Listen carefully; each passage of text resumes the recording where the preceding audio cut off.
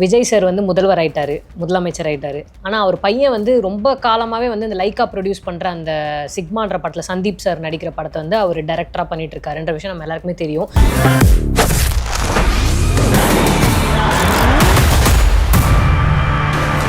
இப்போ வந்து என்னன்னா ஜூலை 31 வந்து அந்த படம் ரிலீஸ் ஆகிறதா இருந்துச்சு.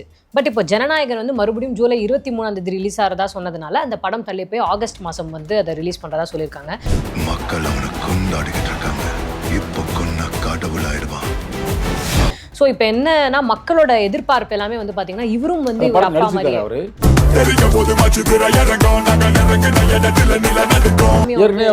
அப்பாவோட ஒரு பாட்டில் ஆடி இருக்காரு. ஆமா, அது குழந்தையா இருக்கும்போது வேட்டைக்காரன்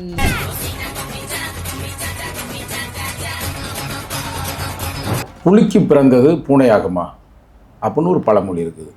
அப்போ நீங்கள் நினைக்கிற மாதிரி நான் வெறும் விஜயை மட்டும் வைத்து பேசவில்லை. விஜயோடைய அப்பா இருக்கார் பார்த்தீங்களா, அதாவது சஞ்சயோடைய தாத்தா எஸ்சி சந்திரசேகர் அப்படின்றவர் எனது நண்பர் கூட. இன்னைக்கு வந்து விஜய் இவ்வளவு விவரமாக இருக்கிறாரு அப்படின்னா என்னை பொறுத்த வரைக்கும் அவங்க அப்பா தான் காரணம் என்று நான் நம்புகிறேன். அந்த வகையில் வந்து அவங்க பையன் இப்போ ஒரு இயக்குனராக வந்து ஒரு திரைப்படத்தை உருவாக்கி சிக்மா, அதாவது படத்தை நடிப்பதை விட இயக்குவது ரொம்ப கடினம். அந்த தம்பி வந்து அவங்க அப்பாவை பாராட்டி இருக்கிறார். நான் இன்றைக்கி இந்த பொசிஷனுக்கு வந்திருக்கேன்னா என்னுடைய தந்தையாருடைய வாழ்த்துக்கள், என் தாயோடைய வாழ்த்துக்கள், அதே மாதிரி என்னுடைய சகோதரியுடைய வாழ்த்துக்களோடு நான் வர்றேன். ஆனால் நமக்கு சொல்ல வேண்டிய பொறுப்பு நமக்கு இருக்குது. எப்படின்னா இன்றைக்கி முதல்வராக அவர் இருக்கிறார். இந்த நேரத்தில் வந்து பையனோ பொண்ணோ பக்கத்தில் இருந்தால் அது ரொம்ப சிறப்பாக இருக்குது. ஆனால் அவரை பொறுத்த வரைக்கும் அவருக்கு நம்ம அட்வைஸ் சொல்வதற்கு ஒன்றும் இல்லை. ஏன்னா அவர் ஒரு முதல்வர் இருந்தாலும் கூட ஏன் இந்த முரண், ஏதோ ஒரு ஈகோ எங்கேயோ இருக்குது. 1000 பேர் உங்களுக்கு இருந்தாலும் கூட சொந்த குழந்தைகள் மாதிரி உங்களுக்கு வராதுல்ல. விஜய்க்குதே சொல்ல முடியும் இந்த நேரத்தில். மறுபடியும் வந்து அந்த பட்ஜெட் மீட்டிங் வந்து நடந்திருக்கு போல் அவர் கட்சியில். அப்போ வந்து இதே மாதிரி தான் சொல்லியிருக்காங்க, யாருமே லஞ்சம் வாங்கக்கூடாது, லஞ்சம் வாங்கணும்னு நினச்சா கூட நான் கண்டிப்பாக வந்து அவங்க பதவியை வந்து அவங்க கட்சியிலேருந்து அவங்கள தூக்கிடுவேன் அப்படின்னு சொல்லியிருக்காங்க. அதுக்கேற்ற மாதிரி வந்து ஒரு விஷயமும் நடந்திருக்கு. ஒருத்தவங்க வந்து கட்சியை விட்டு தூக்கியிருக்காங்க, அரெஸ்ட்டும் பண்ணியிருக்காங்க லஞ்சம் வாங்கினதுக்காக. இப்போ நம்ம பேசிக்கொண்டிருக்கிற இந்த தருணத்தில் எங்கேயோ வந்து நம்ம பழனிக்கு பக்கத்தில் அடிவாரத்தில் ஒரு இடத்த ஆட்டையை போட்டுருக்குறாங்க. இப்போ எனக்கு என்ன டவுட்னா அவங்க கட்சியை சார்ந்த அமைச்சரே இன்வால்வ் ஆனாலும் நிச்சயமாக நடவடிக்கை எடுப்பார். ஏன்னா அந்த அமைச்சர் மேலே சொல்கிறாங்க, ரமேஷ் என்ற அந்த தம்பி மேலே சொல்கிறாங்க, புது அமைச்சர். இந்த ஊழலுக்கெல்லாம் பேர் போனவர்கள் தான் போன திராவிட முன்னேற்ற கழகத்தை சார்ந்தவர்கள். திருட்டு அப்படின்னாலே திமுக தான்.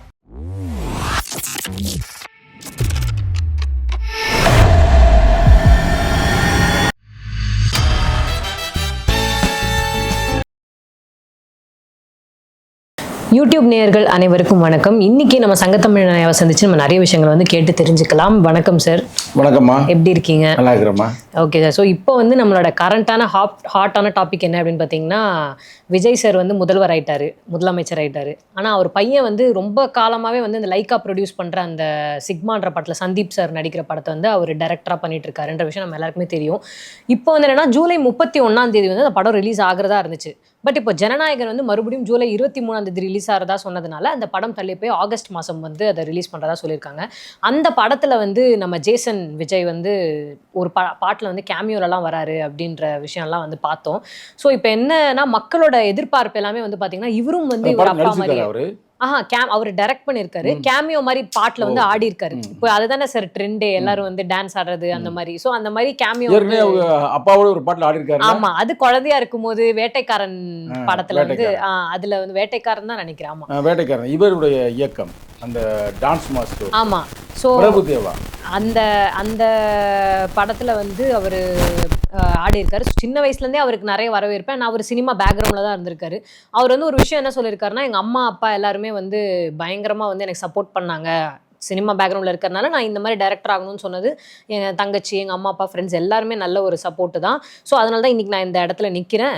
அண்ட் இந்த மாதிரி அவர் அந்த கேமியோ பண்ணது, படம் வந்து இப்படி தள்ளி போனது எல்லாத்த பற்றியும் பேசியிருக்காரு. அது மட்டும் இல்லாமல் ஆடியன்ஸ்க்கு வந்து என்ன, இவரும் இவர் அப்பா மாதிரி ஃப்யூச்சரில் வந்து ஒரு பெரிய ஆக்டராக வருவாருன்ற எதிர்பார்ப்பு வந்து வருவார் அண்ட் வரணும் அப்படிங்கிற எதிர்பார்ப்பு வந்து ஆடியன்ஸ்கிட்ட இருக்குது. ஸோ அதை பற்றின உங்களோட விளக்கம் என்ன சார்? புலிக்கு பிறந்தது பூனையாகுமா அப்படின்னு ஒரு பழமொழி இருக்குது. அப்போ நீங்கள் நினைக்கிற மாதிரி நான் வெறும் விஜயை மட்டும் வைத்து பேசவில்லை. விஜயோடைய அப்பா இருக்கார் பார்த்தீங்களா, அதாவது சஞ்சயோடைய தாத்தா எஸ்சி சந்திரசேகர் அப்படின்றவர் எனது நண்பர் கூட. சரிங்களா, ஓ. நமக்கு ரொம்ப வேண்டியவர். மிக அருமையான ஒரு இயக்குனர், ஒரு புரட்சிகரமான. இன்னைக்கு வந்து விஜய் இவ்வளவு விவரமாக இருக்கிறாரு அப்படின்னா என்னை பொறுத்த வரைக்கும் அவங்க அப்பா தான் காரணம் என்று நான் நம்புகிறேன். ஒரு நல்ல விதையை விதைச்சிங்கன்னா நல்ல மரம் தானே வரும், நல்ல ஒரு கனி தானே கொடுக்கும். அது மாதிரி அவங்க அப்பா தான் அவருக்கு வந்து இவ்வளவுக்கு வளர்த்து எடுத்திருக்காரு என்று நம்புகிறேன். இப்போ அவங்க அப்பா மாதிரி வந்து அவருடைய பையன் வந்து ஒரு பெரிய இயக்குனராக வரல, ஆனால் இன்னைக்கு தமிழகத்துக்கே வந்து ஒரு முதல்வராகி இருக்கிறார். இப்போ முதல்வர்ன்றது ஒரு சாதாரண விஷயம் இல்லை. அவரே கூட வந்து நிச்சயமாக கற்பனை பண்ணி பார்த்தோம்னா கட்சி ஆரம்பித்து 2 ஆண்டுகளில் யாரும் முதல்வரானதில்லை. எம்ஜிஆர்லாம் ஏறக்கூட 5-6 ஆண்டுகள் கடுமையான உழைப்புக்கு பிறகுதான் அவர் வந்து முதல்வராகிறார். அது மட்டும் அல்லாமல் அவர் திராவிட முன்னேற்ற கழகத்தில் உறுப்பினராக இருந்தார். நல்ல அனுபவம் அவர் கிடைக்குது. அவரோட சேர்ந்து வந்து அந்த காலகட்டத்தில் கலைஞர் இருந்திருக்கிறார். அதே நேரத்தில் வந்து அறிஞர் அண்ணா இருந்திருக்கிறாரு. பெரும் தலைவர்கள்ட்டெல்லாம் இருந்து அவர் நல்ல எக்ஸ்பீரியன்ஸை எடுத்து தான் அவர் தனியாக ஒரு கட்சி ஆரம்பித்து உருவாகி வருகிறார். ஆனால் இவர் அப்படி இல்லையே. திரைப்படத்தில் நடித்தார், 50-52 வருடமாக நடித்தார். நடித்து முடித்ததுமே இன்னும் நடித்தார் கூட இன்னும் ஒரு சூப்பர் ஸ்டார் ரஜினிகாந்துக்கு வயசு 72 என்று எண்ணுகிறேன். 72 இல்லை, 75-76 வயசு இருக்கும். அவரே இன்னும் நடித்து கொண்டிருக்கிறார். இப்போ இவர் நினச்சாருன்னா இவருக்கு 52-53 வயசுன்றாங்க. நினச்சா இன்னும் நடிக்கலாம்ல, இன்னும் 20 ஆண்டு நடிக்கலாம். ஆனால் அதெல்லாம் உதறி தள்ளிவிட்டு இன்றைக்கி வந்து ஒரு நல்ல முதல்வராக நல்ல மக்களிடம் வந்து நல்ல ஒரு பேரை எடுத்திருக்கிறார். அந்த வகையில் வந்து அவங்க பையன் இப்போ ஒரு இயக்குனராக வந்து ஒரு திரைப்படத்தை உருவாக்கி சிக்மா, அதாவது படத்தை நடிப்பதை விட இயக்குவது ரொம்ப கடினம். அது வந்து எல்லாருக்குமே தெரியும். இன்றைக்கி வந்து அவங்க தாத்தாவை போலவே இவர் ஒரு நல்ல இயக்குனராக நிச்சயமாக வருவார் என்று நம்ம நம்புகிறோம். ஏன்னா அந்த ஒரு படத்தில் கூட நீங்கள் சொன்ன மாதிரி போக்குரின்ற படத்தில் கூட வந்து டான்ஸ் ஆடுவார் விஜயோட. அந்த டான்ஸ் ரொம்ப சிறப்பாகத்தான் இருக்கும். ஆனால் இந்த தருணத்தில் நம்ம அதெல்லாம் வந்து நம்ம பேச தேவையில்லை. அதாவது வந்து மயிலுக்கு வந்து ஆட தெரியுமா, மீனுக்கு நீந்த தெரியுமான்னு அதை நம்ம சொல்ல தேவையில்லை. ஆனால் இதில் ஒரு முக்கியமான கருத்தை நான் நீ கேட்ட கேள்வியின் மூலமாக நான் வைக்கிறேன். அது முக்கியமான கருத்து என்னென்னா, அந்த தம்பி வந்து அவங்க அப்பாவை பாராட்டியிருக்கிறார். நான் இன்றைக்கி இந்த பொசிஷனுக்கு வந்திருக்கேன்னா என்னுடைய தந்தையாருடைய வாழ்த்துக்கள், என் தாயோடைய வாழ்த்துக்கள், அதே மாதிரி என்னுடைய சகோதரியுடைய வாழ்த்துக்களோடு நான் வர்றேன். எனக்கு இந்த ஃபீல்டு நல்ல எக்ஸ்பீரியன்ஸ் இருக்குது, அதெல்லாம் சொல்கிறது கரெக்டு. ஆனால் நமக்கு சொல்ல வேண்டிய பொறுப்பு நமக்கு இருக்குது. எப்படின்னா, இன்றைக்கி முதல்வராக அவர் இருக்கிறார். இந்த நேரத்தில் வந்து பையனோ பொண்ணோ பக்கத்தில் இருந்தால் ரொம்ப சிறப்பாக இருக்கும். அவங்களுக்கு அவங்க மனைவிக்கும் முரண் வர்றதை பற்றி நம்ம உள்ளே போகலை. ஆனால் தாய் தகப்பனுக்குள்ள பிரச்சனை இருந்தாலும் கூட குழந்தைகளுக்கு என்ன பிரச்சனை? இப்போ ஒவ்வொரு தகப்பனுமே யாருக்காக வாழ்கிறாங்க? பிள்ளைகளுக்காக தான். இப்போ அவர் நாட்டுக்காக கூட வாழலாம். விஜய் அவர்கள் நாட்டுக்காக நான் வாழ்கிறேன்னு கூட அவர் பிரகடனப்படுத்துன்னு முதல்வராக இருக்கார். ஆனால் அவரை பொறுத்த வரைக்கும் அவருக்கு நம்ம அட்வைஸ் சொல்வதற்கு ஒன்றும் இல்லை. ஏன்னா அவர் ஒரு முதல்வர் இருந்தாலும் கூட ஏன் இந்த முரண்? ஏதோ ஒரு ஈகோ எங்கேயோ இருக்குது. இப்போ இந்த படத்தை கூட மையமாக வைத்து, இல்லை அவங்க பையன் சொன்ன அந்த கருத்தை கூட மையமாக வைத்து அவங்களை இணையலாம்ல. இப்போ ஒவ்வொரு மனிதன் நீங்கள் பார்த்தீங்கன்னா, இப்போ நீங்களாம் சின்ன பொண்ணாக இருக்கிறீங்க, எந்த படிக்கிற மாணவர்களாக இருக்கட்டும், அவங்க வாழ்க்கையில் வெற்றி பெறுவதற்கு முக்கியமான காரணம் அவருடைய அம்மா வந்து எல்லாருக்கும் தெரியும். அவங்க அப்பா தான் முக்கியமான காரணமாக இருப்பார். இப்போ நானும் இந்த பொசிஷன் வந்திருக்கேன்னா என் தந்தையார் தான் காரணம். அப்போ நிச்சயமாக இந்த தம்பி கூட சஞ்சய் கூட அவங்க அப்பா ஒரு காரணமாக இருக்கலாம், ஒரு ரோல் மாடலாக கூட இருக்கலாம். ஆனால் வந்து நல்லா பாருங்க, யாராரோ வந்து போட்டோ எடுக்கிறாங்க அவங்க அப்பாவுக்கு பக்கத்தில் இருந்து. நம்ம பார்க்குறோம் எல்லாத்தையுமே, பல பேர் வர்றாங்க. அட்ரஸ் இல்லாத ஆள் கூட நடிகர்கள்லாம் இப்போ திருப்பி வந்து அவரை பார்க்குறாங்க. அவர் போட்டோ எடுக்கிறாரு, இவர் நடிகைகள் வர்றாங்க, அதுமாதிரி நிறைய பேர் தலைவர்கள்லாம் வர்றாங்க. அதெல்லாம் நம்ம பாராட்டுகள், அதெல்லாம் எந்த மாற்று கருத்தும் இல்லை. விஜய் அவர்கள் உன் பையன் தானே, அவனை கூப்பிட்டு வர சொல்லுப்பா, வாப்பா தம்பி அப்படின்னு சொல்லி சந்தித்தால் இன்னும் சிறப்பாக இருக்கும். அதே நேரத்தில் அந்த தம்பி வந்து நம்ம அப்பா தானே, போய் அப்பாவை சந்திக்கலாம் அப்படின்னு அவரும் வரலாம், அவங்க பொண்ணும் வரலாம். அதெல்லாம் இருக்கும்போது இன்னும் ஒரு சிறப்பான ஒரு முதல்வர் அப்படின்னு இன்னும் அவருக்கு பேர்லாம் கிடைக்கும் அப்படின்றது என்னோட தனிப்பட்ட கருத்து. இதை அவங்க எப்படி எடுத்துக்கிறாங்களோ அதை நம்ம பயிர் சொல்ல தேவையில்லை. பட் நேற்று அவருடைய அந்த செய்தி வந்த பிறகு வைரலாக எல்லா பெரிய தொலைக்காட்சியும் வந்துச்சு. இது மாதிரி அவங்களுடைய பையன் வந்து கருத்து சொல்லியிருக்கிறாரு அப்படின்ற மாதிரி பார்ப்போம், பொறுத்திருந்து பார்ப்போம். இப்போ அவருக்கும் அவர் மனைவிக்கும் முரண் வந்து எல்லா குடும்பத்திலும் வரக்கூடிய முரண்கள் தான். அது இப்போ கோர்ட் வரைக்கும் போயிடுச்சு. அதை பற்றி சொல்கிறதுக்கு இப்போ நம்ம ஆள் இல்லை, சரிங்களா? அவங்க ஒன்றும் சிறு குழந்தைகள் இல்லை. ஆனால் இவர்களெல்லாம் குழந்தைகள் தானே. தம்பி வந்து பெரிய பையனாக இருந்தாலும் கூட அவரை பொறுத்தவரைக்கும் குழந்தை தானே. ஒரு பொண்ணு வேறு இருக்குன்னு சொல்கிறாங்க. சரிங்களா? இப்போ இதெல்லாம் பார்க்கப்படும் பொழுது 1000 பேர் உங்களுக்கு இருந்தாலும் கூட சொந்த குழந்தைகள் மாதிரி உங்களுக்கு வராதுல்ல. விஜய்க்குதே சொல்ல முடியும் இந்த நேரத்தில். ஏன்னா அவங்க வந்து தம்பியோட சின்ன பையலாக இருக்கலாம், விவரம் இல்லாமல் இருக்கலாம், இல்லை யாரோட சொல் பேச்சு கூட கேட்கலாம். சரியா இல்லைங்களா? இப்போ இவர் வந்து நாட்டுக்கே ஒரு வழிகாட்டுறாரு. நல்லது கெட்டது என்னன்றது தீர்மானிக்கிறாரு. நான் வந்து இன்னைக்கு தமிழ்நாட்டில் வந்து ஊழலை ஒழிப்பேன்றாரு. ஊழலை ஒழித்திருக்கிறார், சாதியை ஒழித்திருக்கிறார், மதத்தை ஒழித்திருக்கிறார், காசு கொடுத்தாத்தான் ஓட்டு அப்படின்ற செயல்பாட்டை ஒழித்திருக்கிறார். அப்போ இந்த குடும்பத்திலே அந்த உறவுகளையும் அவர் வந்து சேர்த்து வைத்தால் சிறப்பாக இருக்கும் என்பது என்னுடைய தாழ்மையான கருத்து. இதை அவர் எப்படி எடுத்துக்கிறாருன்னு நமக்கு தேவையில்லை. ஆனால் நீங்கள் ஒரு பொதுத்தளத்திற்கு வந்துட்டீங்க, பொதுவாக பேசுகிறீங்க. நம்ம கூட கடந்த முறையெல்லாம் பேசும்போது ரொம்ப நம்ம கடினமாக கூட வார்த்தையெல்லாம் பேசியிருக்கிறோம். ஆனால் இப்போ இன்னைக்கு வந்து மக்கள் உங்களை வந்து அங்கீகாரம் பண்ணிட்டாங்க. மக்கள் தீர்ப்பே மகேசன் தீர்ப்புன்றாங்க. அப்போ மக்கள் உங்களை ஆதரிக்கிறாங்கன்னா அதில் ஏதோ உண்மை இருக்குது. சும்மா எல்லாரும் நினச்ச முதல்வராக முடியாது. இப்போ எங்கள் தலைவரெலாம் அந்த அரசியலில் வந்து 30 ஆண்டுகளுக்கு மேலே இருக்கிறார். இப்போ நானே 25 ஆண்டுகளுக்கு மேலே அந்த அரசியலில் இருக்கிறேன். தொடர்ந்து பணியாற்றுகிறேன். கடந்த 5-6 ஆண்டுகள் நீங்கள் பார்த்து, ஏன் 10 ஆண்டு கூட சொல்லலாம். 10 ஆண்டுகளை 24/7 நம்ம அரசியல் தான். டெய்லி ஏதாவது ஒரு பேட்டி கொடுக்குறோம், டெய்லி எங்கேயாவது மக்களை போய் சந்திக்கிறோம். பல அரசியலில் பல பிரச்சனைகளை சந்திச்சிருக்கிறோம், பல போராட்டங்கள், பல சிக்கல்கள், பல முறை வந்து நாங்கள் வந்து கைதியாக இருக்கிறோம். ரைட்டாக ஆர்ப்பாட்டங்கள்லாம் செஞ்சு. அப்போ இவ்வளவுக்கு பிறகும் கூட இன்னும் எங்களுக்கெல்லாம் ஒரு பெரிய அங்கீகாரம் இன்னும் கிடைக்கல, எங்கள் தலைவர் உட்பட. ஆனால் இன்னைக்கு இவர் வந்து அரசியலில் வந்து 2024 நினைக்கிறேன், இது 26 ஆரம்பித்த 2 ஆண்டுகளில் மக்கள் உங்களை ஏற்றுக்கொள்கிறார்கள். அதான் இங்கே இருக்கிற முக்கியமான செய்தி. இளைஞர்கள் உங்களை ஏற்றுக்கொள்கிறார்கள். அப்போ ஊருக்கெல்லாம் ஒரு நல்ல ஒரு மனிதனாக இருக்கும் பொழுது உங்கள் குழந்தைக்கும் நல்ல ஒரு அப்பாவாக இருந்தால் தான் வருங்காலத்தில் இருக்கிற வரலாறு உங்களை சிறப்பாக எழுதும். நிச்சயமாக இதை பார்த்த பிறகு கூட அவரை போய் பையனை வர வைக்கலாம். கூப்பிடல நேரம் எங்கே இருக்க நாங்கள் போகலாம்ல, இது என்ன பெரிய விஷயமானு கேட்குறேன். நிச்சயமாக அந்த தம்பியை பார்த்தா நல்ல தம்பி மாதிரி தெரியும். திரைப்படம் எடுக்கிற அளவுக்கு ஒருத்தன் வர்றான மெச்சூரிட்டினா பெரிய விஷயம். அவங்க பொண்ணு கூட எங்கேயோ வந்து அவார்டு வாங்குறாங்க. அவார்டும் இல்லை, பட்டமளிப்பு விழாவில் வந்து கலந்து கொள்கிறார்கள்.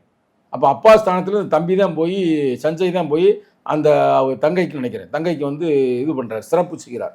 அப்போ இதெல்லாம் சிறப்பாக இருக்கும் பொழுது இதுவும் நான் சொல்கின்ற கருத்துக்களையும் சிறப்பாக அவர் காது கொடுத்து கேட்டு செயல்படுவார் என்று நான் நம்புகிறேன். அடுத்து வந்து பார்த்தீங்கன்னா, நம்ம விஜய் சார் வந்து பதவியேற்பில் அந்த சிஎம் பதவியேற்பப்போ கூட சொல்லியிருந்தார்ல, யாராவது வந்து கட்சிக்குள்ளே வந்துட்டு ஆட்டம் ஆடி பார்த்துடலாம், ஒரு ஆட்டம் ஆடிடலாம்னு நினச்சிங்கன்னா அது இங்கே நடக்காது அப்படின்னு ஒரு விஷயம் சொல்லியிருந்தாரு. அதுக்கேற்ற மாதிரியே இன்னைக்கு இன்னொரு நியூஸ் என்னன்னா, இந்த மாதிரி மறுபடியும் வந்து அந்த பட்ஜெட் மீட்டிங் வந்து நடந்திருக்கு போல் அவர் கட்சியில். அப்போ வந்து இதே மாதிரி தான் சொல்லியிருக்காங்க, யாருமே லஞ்சம் வாங்கக்கூடாது, லஞ்சம் வாங்கணும்னு நினச்சா கூட நான் கண்டிப்பாக வந்து அவங்க பதவியை வந்து அவங்க கட்சியிலேருந்து அவங்கள தூக்கிடுவேன் அப்படின்னு சொல்லியிருக்காங்க. அதுக்கேற்ற மாதிரி வந்து ஒரு விஷயமும் நடந்திருக்கு. ஒருத்தவங்களை வந்து கட்சியை விட்டு தூக்கியிருக்காங்க, அரெஸ்ட்டும் பண்ணியிருக்காங்க லஞ்சம் வாங்கினதுக்காக. ஸோ அதை பற்றின உங்களோட கருத்து என்ன சார்? நல்ல கருத்து. அதாவது எப்படின்னா, நேற்று தான் அவங்களுடைய கட்சி மீட்டிங்கில் அவங்களுடைய மந்திரி சபை இருக்காங்கல்ல, மந்திரிகள், அவங்களெல்லாம் வச்சு மந்திரி சபையெல்லாம் வச்சு எல்லா மந்திரிகளையும் மினிஸ்டர்ஸ் உட்கார வச்சு இவர் வந்து பட்ஜெட் எப்படி உருவாக்கணும், என்ன அவங்களுடைய கருத்து அப்படின்னு, யாருக்கு எந்தெந்த நிதிகள் ஒதுக்க வேண்டும்னு பேசியிருக்கிறார். அது சிறப்பானது. அந்த மீட்டிங்கில் அவர் சொல்லியிருக்காரு, யாரும் வந்து ஊழலில் மாட்டிக்கிறக்கூடாது, யாரும் லஞ்சம் வாங்கக்கூடாதுன்னு எச்சரித்திருக்கிறார். இன்னைக்கு அதுதான் வந்து பரபரப்பான செய்தியாக சென்று கொண்டிருக்கிறது. இது வந்து ஒரு பெரிய வரலாற்றில் ஒரு சிறப்பு. இன்னைக்கு உலகமே லஞ்சம் இல்லாமல் எதுவுமே பண்ண முடியாது, ஊழல் இல்லாமல் எது உலகம், நான் சொல்ல வெறும் தமிழ்நாடு மட்டும் சொல்ல, இந்தியா மட்டும் சொல்ல, உலகம் பூரா லஞ்சமும் இதுதான் இருக்குது. அதில் குறிப்பாக வந்து இந்தியாவில் தமிழ்நாட்டிலே அதிகமாக இருந்தது. இன்னைக்கு அதை நான் தடுக்கிறேன் அப்படின்னு வர்றாப்புல. அந்த காலத்தில் அன்சாரே ஒரு பேர், நான் ஒருத்தர் தாத்தா ஒரு தொப்பிலாம் மாட்டிட்டு வருவார், அவர் பேர் அன்சார் தான் அவர் பேர். அவர் தான் நான் ஊழலை ஒழிப்பேன், ராஜா வந்து பெரிய ஊழல் செய்து விட்டார், 2G ஊழல் அப்படிலாம் வந்து பயங்கரமாக உண்ணாவிரதமாக இருந்தார் தாத்தா. உண்ணாவிரதம் இருந்து அப்படியே பயங்கர போராட்டம்லாம் பண்ணார். இந்த பிஜேபி வருவதற்கு முன்னால், நான் சொல்வது 10-12 ஆண்டுகளுக்கு முன்னால் போராட்டம்லாம் நடத்தினார். அவரெல்லாம் போய் விஜய் பார்த்தார் அந்த காலகட்டத்தில், எனக்கு ஞாபகம் இருக்குது. விஜய் வந்து சந்திச்சார். அந்த தாத்தா இப்போ எங்கே இருக்காருன்னு தெரியல. இப்போ இந்த பிஜேபி அரசாங்கத்தில் பல ஊழல் நடந்து கொண்டிருக்கு. சிஏஏ ஊழல் உட்பட, பிரதமர் ஃபண்டு உட்பட பல ஊழல் நடந்து கொண்டிருக்கிறது. அதெல்லாம் வாயை திறந்தே பேசுறது இல்லை. அவ்வளோ ஊழல் வந்து மழுகி விட்டது. ஆனால் இப்போ நம்ம ஊர்லேயும் அதே மாதிரி ஊழல் நிறையா இருக்குது, இல்லைன்னு நம்ம சொல்ல முடியாது. இப்போ போன ஆட்சியில் வந்து, அதாவது ஊழல் சொல்லணும்னா 2 இருக்குது. ஊழல்ன்றது வேற, லஞ்சம்ன்றது வேற. ஊழல் என்பது வேற, லஞ்சம் என்பது வேற. ஊழல் என்பது என்ன அப்படின்னா, நேற்று நான் உங்கள்கிட்ட பேட்டி, நேற்றா முந்தானது நான் கொடுத்தேன். என்ன கொடுத்தேன் ஞாபகம் இருக்கா? அதாவது ரோடே போடாமல் பிரிட்ஜே கட்டாமல் அதில் வந்து ஒரு 3 கோடி ஆட்டையை போட்டிருக்கிறாங்கல்ல. யார்? பழைய வேலு அவர்கள், பழைய பிடபிள்யூ அமைச்சர். இதுக்கு பேர் தான் ஊழல். ரோடே போடுறது இல்லை, எதுவுமே நடத்துறது இல்லை, ஆனால் அதை வந்து செட் பண்ணி ஒரு ஊழலை உருவாக்குகிறது. அது கடுமையாக செய்யுது. இப்போ ஏன் இதை கூட ஊழலை சொல்லலாம். இப்போ நம்ம பேசிக்கொண்டிருக்கிற இந்த தருணத்தில் எங்கே வந்து நம்ம பழனிக்கு பக்கத்தில் அடிவாரத்தில் ஒரு இடத்த ஆட்டையை போட்டிருக்கிறாங்க, கவர்மெண்ட் இடத்தங்க. அன்னைக்குன்னு அது என்னைக்கு ரிஜிஸ்டர் பண்ணுறோமோ அன்னைக்குன்னு அந்த ரிஜிஸ்டரை வந்து நல்லவருக்கு அவரை லீவு போட்டு அனுப்பி விட்டுட்டு இன்னொரு ஆளை கொண்டு வந்து செட் பண்ணி முடிச்சிருக்கிறாங்க. ஆனால் நீ விஜய் வந்து பாராட்டுறான். அவர் உடனே சிபிசிஐடி வழக்க கொண்டு போயிட்டார். உடனுக்குடன். மற்றவங்களாம் இருந்தால் போராடி 1 மாதம் 2 மாதம் எங்களை மாதிரி எல்லாம் கத்தி எங்கள் தலைவரெல்லாம் போராடினா தான் சிபிசிஐடி வழக்கு கொடுப்பாங்க. இவர் உடனே இம்மிடியேட்டாக. இப்போ எனக்கு என்ன டவுட்னா, அவங்க கட்சியை சார்ந்த அமைச்சரே இன்வால்வ் ஆனாலும் நிச்சயமாக நடவடிக்கை எடுப்பார். ஏன்னா அந்த அமைச்சர் மேலே சொல்கிறாங்க, ரமேஷ் என்ற அந்த தம்பி மேலே சொல்கிறாங்க, புது அமைச்சர் எங்கே வந்தார்ல ஒருத்தர் இருப்பார், அறநிலைத்துறை அமைச்சர், அவராக இருக்கலாம் என்று சந்தேகப்படுகிறார்கள். அப்போ அந்த இது பேர்லாம் ஊழல். லஞ்சம்னு என்னன்னா, இந்தாப்பா எனக்கு ஒரு வேலை கொடு, கான்ட்ராக்ட், நான் கிளாஸ் 1 கான்ட்ராக்ட் நாங்களாம் கொடுத்துருக்குறோம், எங்களுக்கு வேலை கொடு, எவ்வளோப்பா 10% இந்த 10%. இது லஞ்சம். லஞ்சமும் தப்பு தான், ஆனால் லஞ்சத்தை விட மிக கொடுமையானது இந்த ஊழல். இந்த ஊழலுக்கெல்லாம் பேர் போனவர்கள் தான் போன திராவிட முன்னேற்ற கழகத்தை சார்ந்தவர்கள். திருட்டு அப்படின்னாலே திமுக தான். நம்ம தான் பார்க்குறோம்ல, இப்போ இந்த வேலு அவர்களே மாட்டிக்கிட்டாப்புல இல்லை. அப்போ அது கொடுமையானது. அதனால் இந்த ஊழலையும் லஞ்சத்தையும் நான் ஒழிக்கப் போகிறேன் அப்படின்னு இவர் வருவது ரொம்ப ஒரு சிறப்பான செயல். அது எப்படின்னு பாருங்கள், எவ்வளோ பாதிக்கும் பாருங்களேன். இப்போ ஒரு எக்ஸாம்பிள், நீங்கள் நல்லா படிச்சிருக்கிறீங்க, உங்களுக்கு எல்லா வகையான ரைட்ஸ் இருக்குது. நீங்கள் போய் ஒரு காலேஜில் போய் நீங்கள் அப்ளை பண்ணுறீங்க, அப்போ உங்களுக்கு தானே கொடுக்கணும். படிச்சிருக்கிறாங்க, மார்க் இருக்குது, எல்லாமே இருக்குது. ஆனால் என்ன பண்ணுறது, இந்த லஞ்சம், இந்த ஊழலில் என்ன பண்ணுறாங்க, லஞ்சம் கொடுத்து நீங்கள் போக வேண்டிய இடத்த இன்னொரு ஆளுக்கு கொடுத்துருவாங்க. அதில் அவன் பயன்பெற்றான் என்பது வேற, ஆனால் இன்னொரு ஆளுடைய வாழ்க்கையே போகுதில்லை. இதனால் லஞ்சத்தினால உங்களுக்கு அந்த நேரத்தில் சரியாக இருக்குது, ஆனால் ஒரு வாழ்க்கை வரலாறே அங்கே வந்து பாதிக்கப்பட்டிருக்கு. எல்லா இடத்துலையும் லஞ்சத்தை. சில லஞ்சங்கள் வந்து ஸ்பீடப் பண்ணுறதுக்கு. இப்போ நீங்கள் போவீங்க, ஒரு சாதி சர்டிஃபிகேட் வாங்கணும்னு வச்சுங்களேன். இப்போல்லாம் தமிழ்நாட்டில் வந்து சாதி சர்டிஃபிகேட் வாங்கணும்னா சும்மாலாம் கொடுக்க மாட்டேன், அட்லீஸ்ட் ஒரு 500 ரூபா நீங்கள் கொடுக்கணும் தாசில்தார் டீமுக்கு. அதை அழகாக முறையாக பிரிச்சுக்கிடுவாங்க. இப்போ அதை ஒழிக்கிறாரு. இப்போ எல்லாம் பயந்து போயிருக்கிறான். எல்லா இடத்துலையுமே ஆகா நம்ம வாங்கக்கூடாதா, வாங்கணும்னா மாட்டிக்கிறோம்டான்னு. ஆனால் இதில் அவருக்கு பயங்கர நெருக்கடி வரும். நல்லா இந்த நேரம் சொல்கிறேன், விஜய் அவர்களே, தமிழக முதல்வர் அவர்களே, உங்களுக்கு நெருக்கடி வரும். ஏன்னா உங்களை சுற்றி இருக்கிறவங்க கூட நல்லவனாக இருக்கலாம், உங்கள் அமைச்சர் நல்லவனாக இருக்கலாம். இந்த அமைச்சருக்கு கீழே இயங்குகிற அதிகாரிகள் அவங்க ஏற்கனவே ட்ரைனிங் எடுத்தவங்க. அவங்க முக்கால்வாசியான அதிகாரிகள் சம்பளத்தை வாங்கி பேங்கில் போட்டுவிட்டு வர்ற கிம்பளத்தில் தான் லைஃபே ஓட்டுறது. லைஃப் எல்லாமே ரன் பண்ணுறது அதில் தான். நமக்கே தெரியும், நிறைய அதிகாரிகள் வந்து சம்பளத்தையும் கூட வாங்க மாட்டாங்க. சம்பளம் எங்களுக்கு பொருட்டாகவே இருக்காது, நேராக அக்கௌண்ட்டில் போய் அக்கௌண்ட்டில் அப்படியே கிடக்கும். ஆனால் அவங்க ரன் பண்ணுறது எல்லாமே நீங்கள் சொன்ன மாதிரி லஞ்சத்திலையும் ஊழலில் தான் லைஃபை நடத்திக்கிட்டு இருக்காங்க. இப்போ அதை பூரா நீங்கள் இழுத்து மூடுறீங்களே, அது அவங்களுக்கு பிரச்சனையாகும்ல. என்ன வந்திருக்கிறீங்க, வந்து இப்போ 2 மாதம் ஆகுது, 3 மாதம் இருக்கலாம், ஒரு 6 மாதம் கூட இருப்பாங்க, அடுத்து வேலையை ஆரம்பிப்பாங்க. அதனால் நீங்கள் ரொம்ப எச்சரிக்கையாக இதை நீங்கள் கண்காணிக்க வேண்டிய ஒரு சூழ்நிலைக்கு நீங்கள் தள்ளப்படுறீங்க. இது சாதாரண விஷயம் இல்லை. உண்மையிலே வந்து நாங்கள் பாராட்டுகிறோம். லஞ்சம் ஊழல் ஒழிந்தாலே நாட்டில் வந்து பல நல்ல விஷயங்கள் நடக்கும், நேர்மை நடக்கும். உங்களுக்கு உங்களுக்கு தெரியாத அவ்வளோ. இப்போ எங்களுக்கு நாங்கள் இந்த ஃபீல்டில் இருக்கலாம் தெரியும், லஞ்சம் கொடுக்காம எதுவுமே இயங்காதுங்க. அரசில் வந்து அரசாங்கத்தில் நீங்கள் ஏதாவது ஒரு சர்டிஃபிகேட் போனாலும் கூட அங்கே நீங்கள் காசு கொடுத்தே ஆகணும். அது வந்து ஒரு சிஸ்டம் மாதிரி. நீ கொடுக்கலன்னா அது அவ்வளோதான், அந்த வேலையே நடக்காது. ஆனால் அது குறிப்பிட்ட ஆளுக்கு மட்டும் இல்லை. அதுக்கு பெரிய பியூட்டி என்னென்னா, உங்களுக்கு ஒரு தாசில்தார் ஒரு லெட்டர் கொடுக்குறாருன்னா தாசில்தாருக்கு மட்டும் இல்லை, நீ அந்த பேரில் கொடுத்தீங்கன்னா தாசில்தார் எடுத்துக்குவார், தாசில்தாருடைய பி எடுத்துக்குவார், அது கீழே ஆர்ஐ எடுத்துக்குவார், எல்லாம் ஒரு செட்டப்பில் தான் முடியும். இப்போ அதெல்லாம் சோழியை முடிக்கிறாப்புல. உண்மையாக அதற்கு நமது பாராட்டுக்கள்.